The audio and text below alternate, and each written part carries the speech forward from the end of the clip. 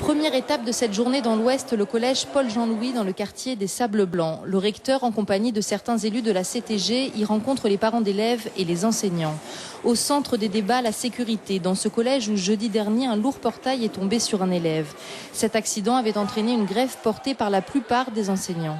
Un établissement scolaire est un établissement de vie, et dans la vie il y a toujours des accidents. En plus ici, vu la difficulté, parce que c'est un établissement ouvert, autrement dit toute la société y passe, avec toutes les difficultés que vous pouvez connaître ici à Saint-Laurent. Ce qui fait que quelque part, la maintenance n'est pas facile, parce que j'ai entendu le fait que des vestiaires soient cadenassés, pour le fait que c'est ouvert à l'extérieur, qu'on ne puisse pas faire du basket parce que c'est ouvert à l'extérieur. C'est des conditions très difficiles qui font que quelque part, il faut avoir une forme d'indulgence par rapport aux agents qui essaient de maintenir ça coûte que coûte.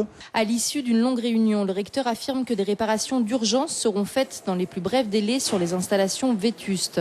Pour la sécurité globale des bâtiments, le recteur promet un suivi plus régulier. Effectivement, les administrations, la CTG et le rectorat sont conscients qu'il y a de gros problèmes. Maintenant, nous, ce qu'on soulève, l'équipe enseignante et les parents d'élèves, c'est comment se fait-il que leurs équipes ne soient pas capables de maintenir en état les locaux avant que nous nous mettions à crier? Et deuxièmement, on attend de voir la suite, puisque les années précédentes, il y a déjà des signalements qui ont été faits et les travaux n'ont jamais été réalisés. Donc aujourd'hui, on est venu nous promettre de l'action. On attend qu'elle soit là, mais on va être très très vigilant sur la mise en œuvre. Seconde et dernière étape pour Youssoufi Touré à Saint-Laurent, le collège Albert Londres, près du quartier du Lac Bleu. Dans ce collège, parents et enseignants sont à bout de force, confrontés à la violence et aux agressions quotidiennement.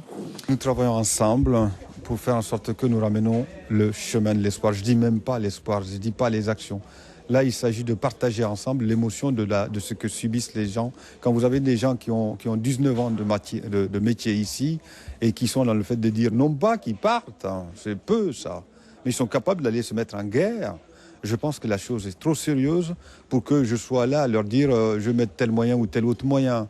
Le moyen qu'il y a, c'est le moyen que l'État, dans toutes ses dimensions, les collectivités, dans toutes nos dimensions, nous soyons ensemble pour amener l'espoir et dire, comme je disais tout à l'heure, basta. Pour les parents qui ont peur de laisser leurs élèves dans ce collège et pour les enseignants dont la plupart souhaitent être affectés ailleurs, le discours du recteur ne suffira pas à ramener le calme au sein de l'établissement.